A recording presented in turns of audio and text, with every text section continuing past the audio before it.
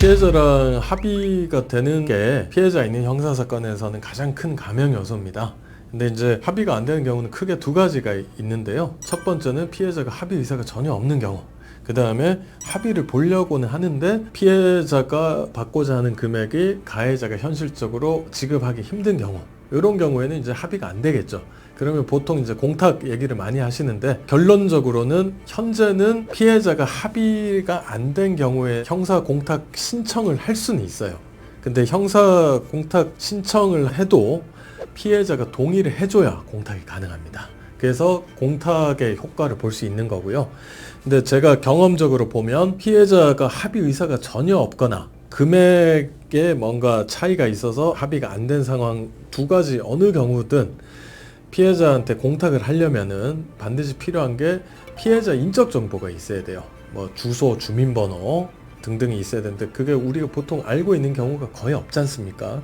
그러기 위해서는 형사 공탁의 앞단계로 법원에 피해자 인적정보 열람 신청이라는 걸 하게 됩니다. 공탁하려고 하는데 피해자 인적정보 열람을 좀 하고 싶습니다. 근데 요즘에 워낙 개인정보 이슈가 민감하잖아요. 그래서 그 피해자가 동의를 해줘야만 열람을 할 수 있어요. 그래야 그 다음에 공탁도 할 수 있는 거고요. 근데 보통 이렇게 합의가 안 된 경우에는 그렇게 공탁을 위한 사전 단계로 피해자 인적정보 열람 신청을 하면 피해자가 거부합니다. 그럼 아예 공탁 자체를 못하죠. 그래서 현재는 이게 공탁 제도가 좀 여러 번 이렇게 변동이 있어 와가지고 지금 2022년 1월 기준으로 하면 현재는 피해자가 거부하면 공탁도 못합니다.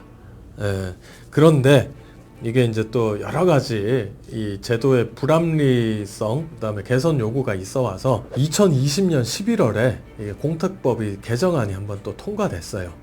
그래서 2022년 올해 12월에 통과된 개정안이 이제 시행 예정인데, 그때부터는 피해자 인적 정보를 몰라도 형사 공탁이 가능해집니다. 왜냐하면 공탁이 직접적으로 피해자한테 용서를 받고 합의 본 만큼은 아니지만 그래도 일정 부분의 피해 회복 돈을 맡기는 거잖아요. 그 형사 공탁금은 피해자가 안 찾아가더라도 맡긴 사람이 다시 못 받아가요. 그렇기 때문에 합의만큼은 아니지만 합의에 준하는 감형 효과가 있거든요. 특히 합의나 공탁을 하면 집행유예를 받고 못하면은 징역형의 실형이 나오는 사건들에서는 그나마 피고인 입장에서는 조금 선처받을 수 있는 길이 열린 게 아닌가, 그런 생각이 듭니다. 특히 성범죄 같은 경우는 형식적으로 피의자 또는 피고인으로 된 사람이 합의를 위해서라도 뭐 피해자한테 접촉을 하면 그게 또 2차 가해로 평가되기 때문에 특히 성범죄 사건은 대부분 거의 변호인들이 합의를 대리해서 진행을 하는데요. 뭐 그런 경우에도 작은 변화는